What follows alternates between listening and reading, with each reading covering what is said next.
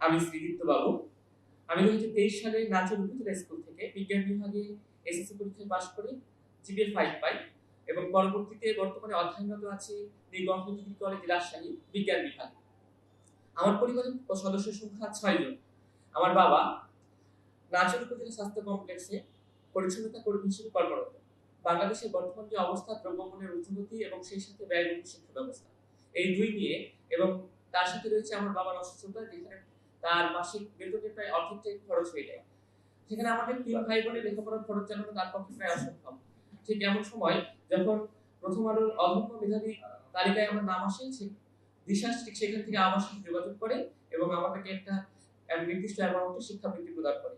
আমাদের যে ছোটখাটো যে খরচগুলো আছে, যেমন রেজিস্ট্রেশন ফি, এরপর খাতা কলমের খরচ, এগুলো হয়তো বা উঠে যাবে। এর ফলে আমার পরিবারের যে চাপ ছিল সেটা অনেকাংশে কমে যাবে এবং এই যে শিক্ষাবৃত্তিটা, এটা হয়তো ভবিষ্যতে আমাদের যে পথ চলা, সেই পথ চলায় অনেকাংশে আমাদের উৎসাহ প্রদান করবে।